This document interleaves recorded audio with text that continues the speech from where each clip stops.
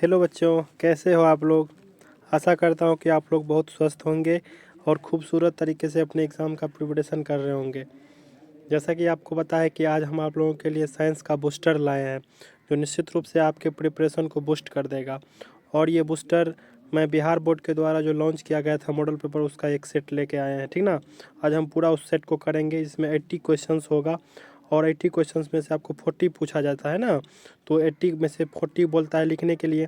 तो निश्चित रूप से हमको लगता है कि इसमें से बहुत सारे क्वेश्चंस आपको मिलने वाले हैं। मैं बहुत सारा चेक करके ये मॉडल सेट चुना हूँ, ठीक ना। तो प्लीज़ अगर आप चैनल पर नए हैं तो चैनल को सब्सक्राइब कर दीजिए, वीडियो को लाइक कर दीजिए, ताकि आगे आने वाले जो इम्पोर्टेंट्स वीडियो सब होंगे उसके नोटिफिकेशन सबसे पहले आपको मिल जाए। तो चलिए हम समय को बिना बर्बाद किए क्वेश्चंस की तरफ बढ़ते हैं। सबसे पहला क्वेश्चन है कि स्नेल का नियम क्या है। तो स्नेल का नियम जो होता है वो क्या होता है, तो साइन आई बट्टे साइन आर, ठीक ना। तो साइन आई और साइन आर का जो रेशियो होता है उसी को क्या बोलते हैं, Snell's law. Question number second में बोल रहा है कि निम्नलिखित चित्र में परावर्तन के बाद किरण कहाँ से गुजरेगी। तो परावर्तन के बाद जो होगा वो किरण कहाँ से गुजरेगी, तो फोकस से गुजरेगी, क्योंकि प्रधान अक्ष क्या जा रहा है, समानांतर जा रहा है। और समानांतर जाने वाली किरण कहाँ से परावर्तित होता है, तो फोकस से। तो इसका सही उत्तर क्या हो जाएगा, फोकस। अब हम क्वेश्चन नंबर थर्ड की तरफ बढ़ते हैं। क्वेश्चन नंबर थर्ड में बोल रहा है कि उत्तल लेंस से वास्तविक उल्टा तथा समान आकार का प्रतिबिंब प्राप्त करने के लिए वह वस्तु को कहाँ रखा जाए। तो उत्तल लेंस में वास्तविक उल्टा और समान आकार का, जो उत्तल लेंस आप देख रहे हैं ना, तो उत्तल लेंस में आपको क्या चाहिए, वस्तु के आकार के बराबर चाहिए। तो आपको कहाँ पर रखना पड़ेगा, 2F पर रखना पड़ेगा, ठीक ना। 2F पर अगर आप रखिएगा तो उसका फोटो भी किधर बनेगा, तो 2F पर ही बनेगा। और ये वस्तु के बराबर बनेगा उसका प्रतिबिंब, और जितना दूरी पर वस्तु है उतना दूर पर ही जाके क्या बनेगा, उसका प्रतिबिंब भी बनेगा। तो इस प्रश्न का सही उत्तर क्या हो जाएगा, क्वेश्चन नंबर 3 का बी, फोकस दूरी के दोगुनी दूरी पर रखना पड़ेगा। अब हम क्वेश्चन नंबर थर्ड की तरफ बढ़ते हैं। क्वेश्चन नंबर थर्ड में बोल रहा है कि एक गोलीय दर्पण तथा एक पतले गोलीय लेंस में से प्रत्येक की फोकस दूरी 15 सेंटीमीटर है।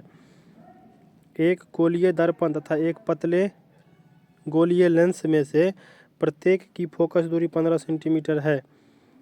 तो क्या होगा, दोनों अवतल हैं, दोनों उत्तल हैं, दोनों अवतल, दर्पण अवतल परंतु लेंस उत्तल है। और डी में बोल रहा है कि दर्पण उत्तल और परंतु लेंस क्या है, अवतल है। तो क्वेश्चन नंबर 4 का सही उत्तर हो जाएगा ऑप्शन नंबर डी। आपको पता है ना कि उत्तल दर्पण का जो फोकस होता है क्या होता है, धनात्मक होता है, और लेंस का क्या होगा, अवतल लेंस का धनात्मक होगा। तो ये इसी केस में क्या है, संभव है, यानी कि क्वेश्चन नंबर 4 का सही उत्तर क्या हो जाएगा, ऑप्शन नंबर डी। अब हम क्वेश्चन नंबर 5 की तरफ बढ़ते हैं। क्वेश्चन नंबर 5 में बोल रहा है कि क्वेश्चन नंबर 5 में बोल रहा है कि किसी अवतल दर्पण द्वारा आभासी सीधा तथा आवर्धित प्रतिबिंब बनता है, वस्तु की स्थिति निम्न में से कौन सी होगी। मैंने अवतल दर्पण द्वारा कैसा प्रतिबिंब बनना चाहिए, आभासी प्रतिबिंब बनना चाहिए, तो और सीधा भी बनना चाहिए तथा आवर्धित मैंने बड़ा बड़ा प्रतिबिंब बनना चाहिए। तो उसके लिए वस्तु को कहाँ पर रखना पड़ेगा, तो वस्तु को रखना पड़ेगा, क्वेश्चन नंबर 5 का सही उत्तर हो जाएगा ऑप्शन नंबर ए, दर्पण तथा उसके फोकस के बीच। तो ये जो दर्पण होगा ना, अवतल दर्पण, तो अवतल दर्पण में प्रधान अक्ष हुआ, ये क्या हो जाएगा, ध्रुव, इसको क्या बोला जाता है, ध्रुव। तो ऐसे भी हम लिख सकते हैं कि ध्रुव और फोकस के बीच में कहीं पर वस्तु रखा जाए, या फिर हम ये भी कर सकते हैं कि दर्पण या ध्रुव के बीच में कहीं पर वस्तु रखेंगे तो कैसा प्रतिबिंब बनेगा। तो इसमें जितना भी कारण दिया हुआ है सारा का सारा क्या हो जाएगा, सॉल्व हो जाएगा। आभासी भी बन जाएगा, सीधा भी बनेगा और आवर्धित भी बनेगा, ठीक ना। तो इसका सही उत्तर क्या हो जाएगा, ए। अब हम क्वेश्चन नंबर 5 की तरफ बढ़ते हैं। क्वेश्चन नंबर 5 में बोल रहा है, क्वेश्चन नंबर 6 में बोल रहा है कि प्रकाश के किस रंग के लिए तरंग दैर्घ्य अधिकतम होता है। तो इस प्रश्न में ज़्यादा डिस्कस करने की ज़रूरत नहीं है। क्वेश्चन नंबर 6 का सही उत्तर हो जाएगा ऑप्शन नंबर सी, लाल रंग का तरंग दैर्घ्य क्या होता है, सबसे अधिक होता है, इसीलिए इसका विचलन भी कम होता है, और इसीलिए इसका उपयोग भी किस में किया जाता है, तो रेड सिग्नल के रूप में किया जाता है। क्वेश्चन नंबर 7, क्वेश्चन नंबर 7 में बोल रहा है कि श्वेत प्रकाश के प्रिज्म से गुजरने पर सबसे अधिकतम विचलन किसका होता है। तो इस प्रश्न का सही उत्तर हो जाएगा बैगनी रंग का विचलन क्या होता है, सबसे अधिक होता है। तो क्वेश्चन नंबर 7 का सही उत्तर क्या हो जाएगा, बैगनी। अब हम क्वेश्चन नंबर 8 की तरफ बढ़ते हैं। क्वेश्चन नंबर 8 में बोला है कि ओम के नियम के अनुसार, तो ओम के नियम के अनुसार क्या होता है, V बराबर IR, ठीक ना। क्वेश्चन नंबर 9 में बोल रहा है कि किलोवाट मात्रक है, तो किलोवाट किसका मात्रक है, क्वेश्चन नंबर 9 का सही उत्तर हो जाएगा किसका, तो ऊर्जा का मात्रक हो जाएगा। उसके बाद क्वेश्चन नंबर 10 में बोल रहा है कि विभव का मात्रक है, तो विभव का मात्रक क्या होता है, तो बोल्ट होता है, क्या होता है, बोल्ट होता है। तो क्वेश्चन नंबर 10 का सही उत्तर बी हो जाएगा। उसके बाद क्वेश्चन नंबर 11 में बोल रहा है कि 1, 2 और 3 ओम के तीनों प्रतिरोध श्रेणी क्रम में जोड़ने पर समतुल्य प्रतिरोध कितना हो जाएगा। तो जैसे ही श्रेणी क्रम में जोड़ेंगे तो तीनों क्या हो जाएगा, ऐड हो जाएगा। तो 3, 2, 5, 1, 6, यानी कितना ओम का हो जाएगा, 6 ओम इसका प्रतिरोध हो जाएगा, समतुल्य प्रतिरोध। क्वेश्चन नंबर 12 में बोल रहा है कि नवीकरणीय ऊर्जा स्रोत है, तो नवीकरणीय ऊर्जा स्रोत इसमें से देखिए एग्जाम्पल में क्या, ऑप्शन में क्या सब दिया हुआ। ऑप्शन ए में बोल रहा है कि सौर ऊर्जा, ऑप्शन बी में बोल रहा है कोयला, ऑप्शन सी में बोल रहा है पेट्रोलियम, ऑप्शन डी में बोल रहा है प्राकृतिक गैस। तो इस प्रश्न का सही उत्तर क्या हो जाएगा, सौर ऊर्जा। सौर ऊर्जा क्या है, नवीकरणीय स्रोत है। क्वेश्चन नंबर 13 में बोल रहा है कि बेकेलाइट एक क्या है, बेकेलाइट मतलब क्या है। तो क्वेश्चन नंबर 13 का सही उत्तर हो जाएगा डी, प्लास्टिक है। बेकेलाइट क्या है, प्लास्टिक है, प्लास्टिक का जिसको बोलते हैं पॉलीमर, ये क्या हो जाएगा, तो बेकेलाइट प्लास्टिक का एक पॉलीमर हो जाएगा। अब हम क्वेश्चन नंबर 14 के तरफ बढ़ते हैं। क्वेश्चन नंबर 14 में बोल रहा है कि आधुनिक आवर्त नियम के अनुसार तत्वों के गुणधर्म किसके आवर्त फलन होते हैं। तो क्वेश्चन नंबर 14 का सही उत्तर हो जाएगा ऑप्शन नंबर सी, परमाणु संख्या के आवर्त फलन होते हैं। क्वेश्चन नंबर 15 में बोल रहा है कि एरोमेटिक हाइड्रोकार्बन है, तो एरोमेटिक हाइड्रोकार्बन कौन है, तो बेंजीन को इसलिए एरोमेटिक हाइड्रोकार्बन बोला जाता है क्योंकि इसमें एरोमा नाम का क्या होता है, एक सुगंधित पदार्थ होता है, ठीक ना। और उसी पदार्थ के कारण कि इसको क्या बोला जाता है, एरोमेटिक हाइड्रोकार्बन बोला जाता है। अब हम क्वेश्चन नंबर 16 के तरफ बढ़ते हैं। क्वेश्चन नंबर 16 में बोल रहा है कि एथेनोइक अम्ल का अनुसूत्र होता है, तो एथेनोइक अम्ल का अनुसूत्र क्या हो जाएगा, ये सिंपल क्वेश्चन है, CH3COOH। क्वेश्चन नंबर 17 में बोल रहा है संगमरमर का रासायनिक सूत्र होता है, तो ये भी क्वेश्चन आसान है, CaCO3 हो जाएगा संगमरमर का रासायनिक सूत्र। क्वेश्चन नंबर 18 में बोल रहा है कि बुझे हुए चूने का रासायनिक सूत्र क्या होगा, तो इसमें ऑप्शन ए बोल रहा है, इसमें ऑप्शन कोई सही नहीं है, इसका आंसर हो जाएगा CaOH ग्रुप 2। ये क्या है, बुझे हुए चूने का रासायनिक सूत्र है। क्वेश्चन नंबर 19 में बोल रहा है कि धोने के सोडा का रासायनिक सूत्र क्या है, तो धोने के सोडा का रासायनिक सूत्र क्या होगा, तो Na2CO3 10H2O, क्या हो जाएगा इसका सही उत्तर 19 का, तो बी। क्वेश्चन नंबर 20 में बोल रहा है कि एक विलयन लाल लिटमस को नीला करता है, इसका संभावित पीएच क्या हो सकता है। तो जैसे ही अगर मान लीजिए कि लाल को क्या कर रहा है, नीला कर रहा है, तो इसका मतलब वो क्या होगा, क्षार होगा, वो तो क्षार का संभावित क्या हो जाएगा, तो डी होगा सही उत्तर। क्वेश्चन नंबर 20 का डी हो जाएगा सही आंसर। क्वेश्चन नंबर 21 में बोल रहा है कि अम्लीय ऑक्साइड के पीएच का मान क्या होगा, तो अम्लीय ऑक्साइड का जो पीएच होगा उसका जो मान होगा क्या होगा, 7 से कम होगा। क्वेश्चन नंबर 22 में बोल रहा है कि खाद्य पदार्थ के डिब्बों पर जिंक की बजाय टीन का लेप होता है, तो टीन का लेप इसलिए होता है क्योंकि ये जिंक से क्या है, लेस रिएक्टिव है। तो इसका आंसर क्या हो जाएगा, option number C. Option number C में क्या बोल रहा है कि टीन की अपेक्षा जिंक क्या है, अधिक अभिक्रियाशील, और जैसे ही जिंक अधिक अभिक्रियाशील हुआ तो क्या कर लेगा, रिएक्ट कर लेगा, तो इसीलिए उसमें टीन का लेप दिया जाता है। अब हम क्वेश्चन नंबर 23 के तरफ बढ़ते हैं। क्वेश्चन नंबर 23 में बोल रहा है कि अम्लों का स्वाद कैसा होता है, बहुत आसान क्वेश्चन है, खट्टा होता है। उसके बाद बोल रहा है कि प्लास्टर ऑफ पेरिस प्राप्त होता है, तो प्लास्टर ऑफ पेरिस किससे प्राप्त होता है, जिप्सम से प्राप्त होता है। अब हम क्वेश्चन नंबर आगे बढ़ते हैं। क्वेश्चन नंबर में बोल रहा है 25 में, जो विषमपोषी जीव अपनी उत्तरजीविता के लिए प्रत्यक्ष या परोक्ष रूप से किस पर आश्रित होता है, तो ये जो इस प्रश्न का सही उत्तर क्या हो जाएगा, तो सी हो जाएगा। हरे जो स्वपोषी पौधे होते हैं उसी पर क्या करता है, दुनिया का जो भी जीव है वो प्रत्यक्ष या परोक्ष रूप से पौधे पर ही क्या करते हैं, अपना भोजन के लिए निर्भर रहते हैं। क्वेश्चन नंबर 26 में बोल रहा है कि रंध्र का खुलना और बंद होना किस पर निर्भर करता है, तो रंध्र का खुलना और बंद होना जो निर्भर करता है वो इसका सही उत्तर बी हो जाएगा, प्रकाश संश्लेषण पर, ठीक ना। मतलब कि प्रकाश संश्लेषण के कारण से क्या होता है, तो रंध्र का खुलना और बंद होना जो निर्भर करता है। क्वेश्चन नंबर 27 में बोल रहा है कि लार में कौन सा एंजाइम विद्यमान होता है। तो ऑप्शन ए बोल रहा है कि टाइलिन, ऑप्शन बी बोल रहा है कार्बोहाइड्रेट, ऑप्शन सी बोल रहा है पित्तरस, ऑप्शन डी बोल रहा है इनमें से कोई नहीं। तो इस प्रश्न का सही उत्तर क्या हो जाएगा, टाइलिन। टाइलिन मिला रहता है। अब हम क्वेश्चन नंबर 28 को देखेंगे। क्वेश्चन नंबर 28 में बोल रहा है कि रुधिर का तरल माध्यम क्या होता है। तो रुधिर का तरल माध्यम होता है प्लाज्मा। इसका सही उत्तर क्या हो जाएगा क्वेश्चन नंबर 28 का, डी, प्लाज्मा होता है। उसके बाद क्वेश्चन नंबर 28 में बोला है कि विषाणु संयोजक कड़ी है। विषाणु किसके संयोजक कड़ी है। तो क्वेश्चन नंबर 29 का सही उत्तर हो जाएगा ऑप्शन नंबर बी, सजीवों और निर्जीवों के बीच की।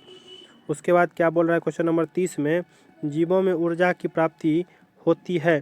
तो जीवों में ऊर्जा की प्राप्ति कैसे होती है, तो श्वसन के द्वारा होता है।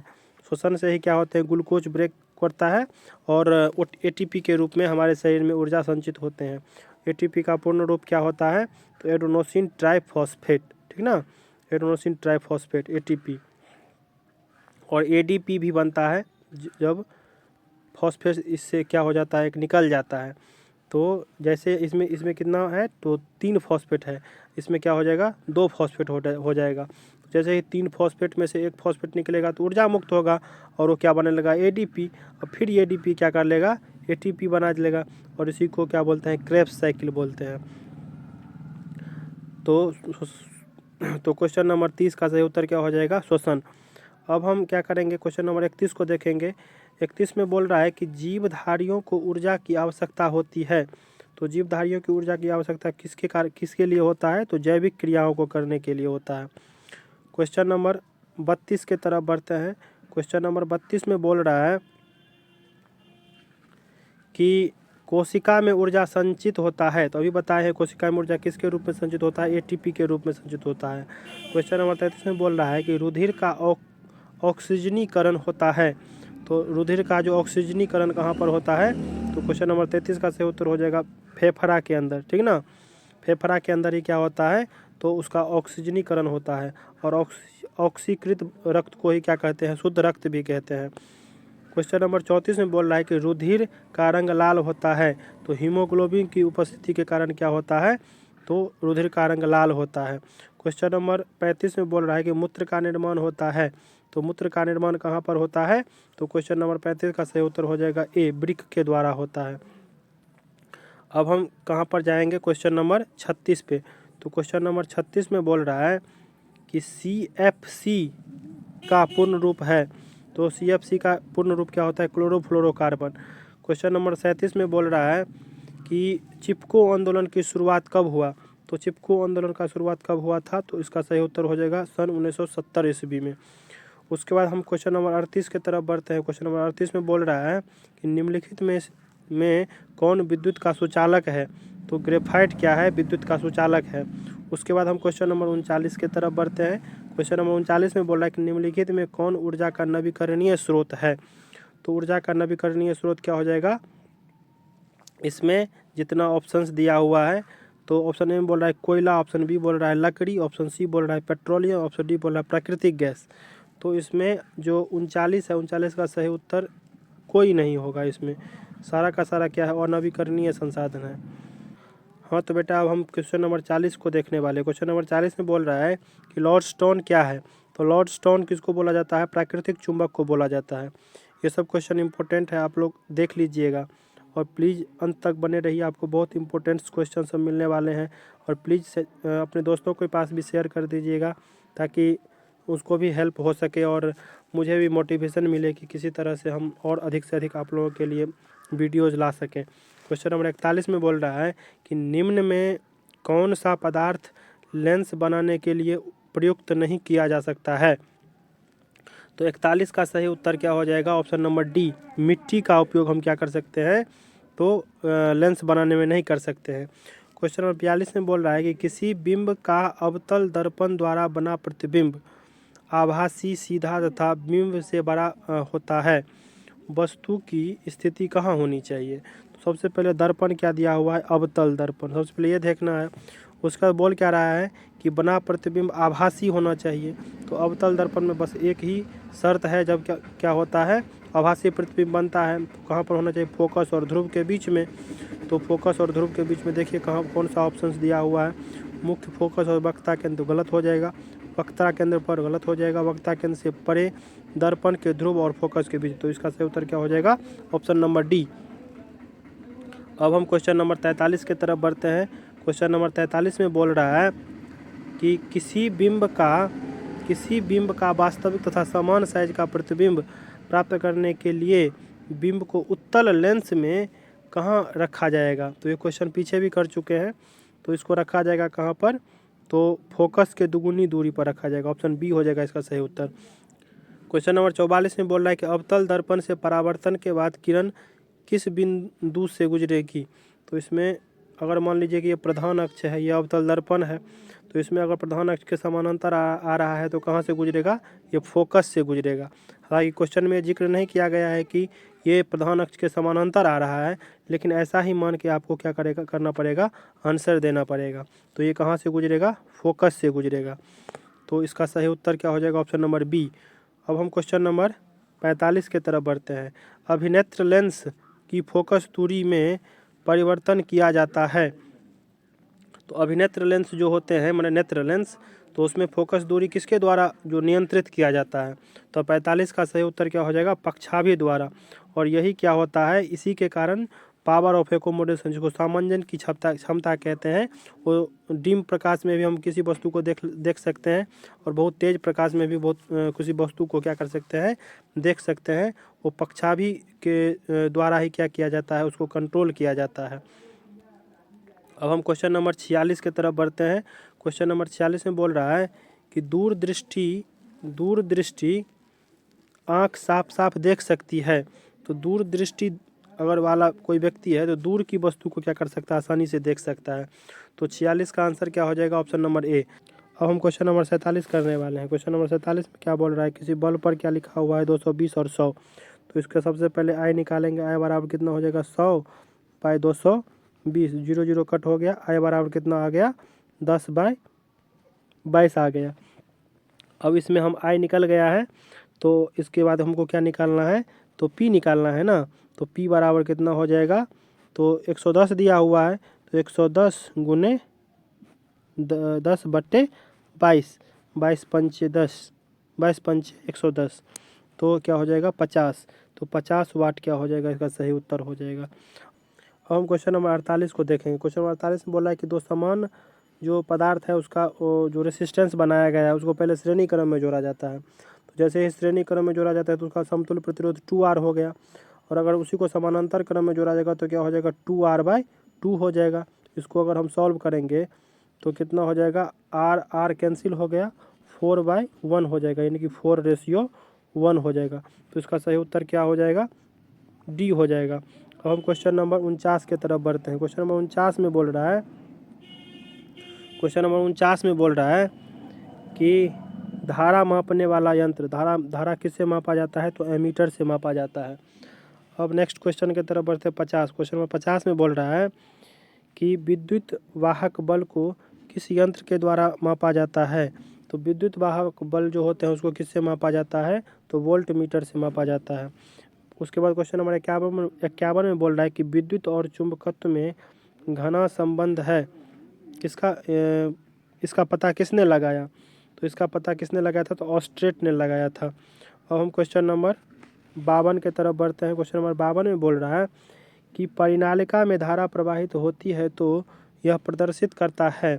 तो जैसे ही परिनालिका में धारा प्रवाहित होगा तो क्या प्रदर्शित करेगा, तो क्वेश्चन नंबर 52 का सही उत्तर ए हो जाएगा, चुंबकीय गुण प्रदर्शित करेगा। क्वेश्चन नंबर 53 में बोल रहा है कि विद्युत चुंबक होता है। तो विद्युत चुंबक क्या होता है, तो इसका सही उत्तर क्या हो जाएगा, क्वेश्चन नंबर 53 का अस्थायी होता है। जैसे ही करंट हटेगा तो क्या हो जाएगा, उसमें से चुंबकीय गुण खत्म हो जाएंगे। क्वेश्चन नंबर 54 में बोल रहा है कि विद्युत धारा उत्पन्न करता है। तो विद्युत धारा क्या उत्पन्न करता है, विद्युत धारा कौन उत्पन्न करता है, माफ़ कीजिएगा। तो इसका क्वेश्चन नंबर 54 का सही उत्तर क्या हो जाएगा, तो option number B, option number B क्या हो जाएगा, चुंबकीय क्षेत्र उत्पन्न करेगा। जैसे ही विद्युत धारा प्रवाहित करे होगा तो उसके चारों तरफ क्या होगा, एक प्रभाव माने बल आरोपित हो जाएगा, जिसे क्या बोला जाता है, चुंबकीय बल या चुंबकीय क्षेत्र। जितना तक वह प्रभाव दिखेगा वो पूरा का पूरा क्षेत्र क्या कहलाएगा, चुंबकीय क्षेत्र कहलाएगा। जैसे अगर मान लीजिए कि ये क्या है, धारावाही चालक तार है और यहाँ तक इसका प्रभाव हमको दिख रहा है, इसका मतलब ये पूरा का पूरा क्षेत्र क्या हो गया, चुंबकीय क्षेत्र हो गया। अब हम क्वेश्चन नंबर क्या देखेंगे, तो 55 में बोल रहा है कि उपचयन रोकने वाले पदार्थ को क्या कहा जाता है। तो उपचयन रोकने वाले पदार्थ को क्या बोला जाता है, तो प्रतिऑक्सीकारक, एंटीऑक्सीडेंट बोला जाता है। चिप्स बनाने वाले चिप्स की थैली में क्या कर देते हैं ताकि इसमें उपचयन न हो सके, तो इसमें हम नाइट्रोजन गैस क्या कर देते हैं, भर देते हैं। क्वेश्चन नंबर 55 में बोल रहा है कि उपचयित अपचयित अभिक्रिया का दूसरा नाम है रेडॉक्स अभिक्रिया। इसका सही उत्तर क्या हो जाएगा, रेडॉक्स अभिक्रिया। उपचयन अपचयन एक साथ होता है ना, इसीलिए इसको क्या बोला जाता है, रेडॉक्स अभिक्रिया बोला जाता है। क्वेश्चन नंबर 58 में बोल रहा है कि बुझे हुए चूने का रासायनिक सूत्र क्या होता है।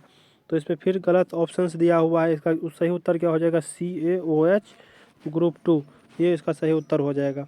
हम क्वेश्चन नंबर 59 की तरफ बढ़ते हैं।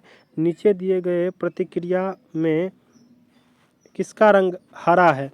तो बाबू इस तरह के क्वेश्चन में आपको क्या करना पड़ेगा, पूरा का पूरा याद रखना पड़ेगा किसका रंग कैसा होता है। तो इस प्रश्न का सही उत्तर क्या हो जाएगा, 59 का डी, यानी कि Cr2SO4 ग्रुप 3, इसी का रंग क्या होगा, माने क्रोमियम सल्फेट का रंग कैसा होगा, तो नीला होगा। अब हम क्वेश्चन नंबर 60 के तरफ बढ़ते हैं। संगमरमर का रासायनिक सूत्र क्या होता है। तो संगमरमर का रासायनिक सूत्र क्या होगा, CaCO3। क्वेश्चन नंबर 61 में बोल रहा है कि फेरस सल्फेट का रासायनिक सूत्र क्या होता है। तो FeSO4 7H2O, यही क्या हो जाएगा, फेरस सल्फेट का जो है रासायनिक सूत्र हो जाएगा। क्वेश्चन नंबर 62 में बोल रहा है कि कौन सा यौगिक क्लोरीन से अभिक्रिया करके विरंजक चूर्ण बनाता है। तो क्लोरीन के साथ कौन अभिक्रिया कर लेगा तो विरंजक चूर्ण बनेगा। तो इसका सही उत्तर हो जाएगा, 62 का सही उत्तर होगा option number C. Calcium oxide को जब हम क्या करते हैं, कैल्शियम हाइड्रोक्साइड को हम क्या करते हैं, क्लोरीन के साथ और बहुत सारे एक दो पदार्थ अमोनियम के साथ मिला देते हैं, उसमें क्लोरीन गैस प्रवाहित करते हैं, तो क्या बन जाता है, CaOCl2 बन जाएगा, CaOCl2 बन जाएगा, ठीक ना। अब हम क्वेश्चन नंबर क्या देखने वाले हैं, क्वेश्चन नंबर 63 में बोल रहा है कि हेमाटाइट किस धातु का अयस्क है। तो 63 का सही उत्तर हो जाएगा ऑप्शन नंबर डी, लोहा का अयस्क है। उसके बाद कोई बोल रहा है कि बहुत ही इंपॉर्टेंट क्वेश्चन है, क्वेश्चन नंबर 64 में बोल रहा है कि किस धातु को चाकू से सरलता से काटा जा सकता है। तो इसका सही उत्तर हो जाएगा सोडियम, ठीक ना। सोडियम को हम क्या कर सकते हैं, चाकू से आसानी से काट सकते हैं। अब हम क्वेश्चन नंबर 65 की तरफ बढ़ते हैं। क्वेश्चन नंबर 65 में बोल रहा है कि धातु को जोड़ने में प्रयुक्त गैस है। तो धातु को जोड़ने में कौन से गैस प्रयुक्त किए जाते हैं। तो इसका सही उत्तर क्या हो जाएगा, क्वेश्चन नंबर 65 का सी, एथाइन। इसी को जब C2 और H2 इसी को जब हम हाई मैंने बहुत सारा ऑक्सीजन दे के जलाते हैं तो क्या बनता है, ऑक्सी एसिटिलीन फ्लेम बनता है, जो वेल्डिंग करने में क्या करता है, मदद करता है। उसके बाद हम क्वेश्चन नंबर 66 की तरफ बढ़ते हैं। क्वेश्चन नंबर 66 में बोल रहा है कि पॉलीथीन किसका बहुलक है। तो क्वेश्चन नंबर 66 का सही उत्तर क्या हो जाएगा, सी, एल्काइन का बहुलक है। अब क्वेश्चन नंबर 68 में बोल रहा है कि कागज़ क्या है। क्वेश्चन नंबर 68 का सही उत्तर क्या हो जाएगा। तो क्वेश्चन नंबर 68 का सही उत्तर हो जाएगा मतलब कि सी होगा, सेलुलोज का शुद्ध रूप है।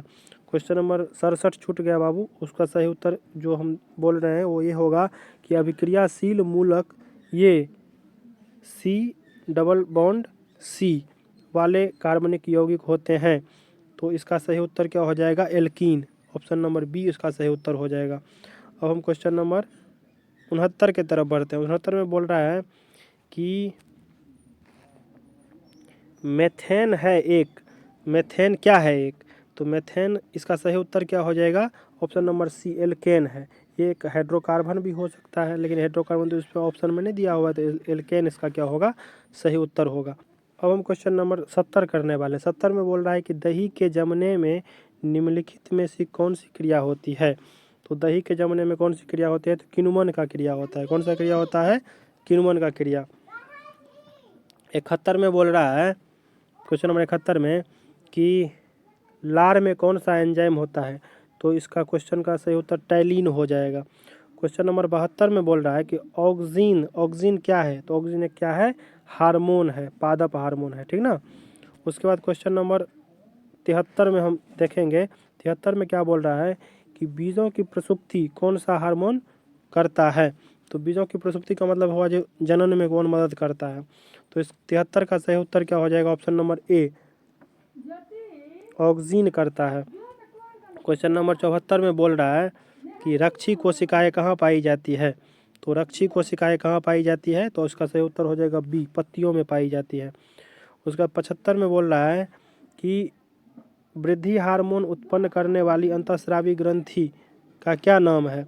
तो वृद्धि हार्मोन जो अंतःस्रावित करता है उस हार्मोन का नाम क्या है? तो 75 का सही उत्तर हो जाएगा ऑप्शन नंबर ए, एड्रेनल। अब हम क्वेश्चन नंबर 76 करने वाले। क्वेश्चन नंबर 76 में बोल रहा है कि मस्तिष्क में विभिन्न सूचनाएं किस रूप में संचित होती है? तो मस्तिष्क में जो विभिन्न सूचनाएं होती है वो कहाँ पर संचित होती है? तो उद्दीपन के द्वारा। अब हम क्वेश्चन नंबर 77 की तरफ देखते हैं। 77 में बोल रहा है कि निषेचन के फलस्वरूप अंडाशय की दीवार क्या बनाती है? तो निषेचन के बाद जो अंडाशय की दीवार बना होती है वो क्या बनाता है? फल बनाता है, ठीक ना। 77 का सही उत्तर क्या हो जाएगा? Option number B. ये जो होता है ना अंडाशय, तो निषेचन क्रिया यहाँ पर हुआ, अब बाद में की जो रेस्ट पार्ट बन जाता है वो क्या होता है? फल, ठीक ना। अब हम क्वेश्चन नंबर 78 में बोल रहा है कि बीजांड की दीवार मोटी होकर क्या बनाती है? तो बीजांड की दीवार जो होता है वो मोटा होकर क्या बना लेता है? तो इसका सही उत्तर हो जाएगा सी, बीज आवरण। मैंने बीज ये जो होते हैं ना, जहाँ पर क्या हुआ है मतलब कि रिप्रोडक्शन हुआ है, कंप्लीट प्रोसेस, तो इसके ऊपर में जो कोटेड हो जाता है वो क्या हो जाता है? तो उसको सीड कोटेड अंग्रेजी में बोलते हैं, और हिंदी में क्या बोलते हैं? बीज आवरण। क्वेश्चन नंबर 79 में बोल रहा है कि नर युग्मक तथा मादा युग्मक के संयोजन से क्या बनता है? तो नर युग्मक और मादा युग्मक के संयोजन से क्या बनता है? तो जैगोट का निर्माण होता है। उसके बाद क्वेश्चन नंबर 80 में बोल रहा है कि स्त्री केसर के आधारीय भाग को क्या कहा जाता है? तो स्त्री केसर के आधारीय भाग को अंडाशय कहा जाता है। आई होप बाबू आप लोगों के लिए वीडियो बहुत अच्छा हुआ होगा, और निश्चित रूप से मैं आशा करता हूँ कि इसके बहुत सारे क्वेश्चंस आपको मिलने वाले हैं बोर्ड एग्जाम में। तो प्लीज़ शेयर, सब्सक्राइब और अपने दोस्तों के पास तो ज़रूर ही भेजिएगा।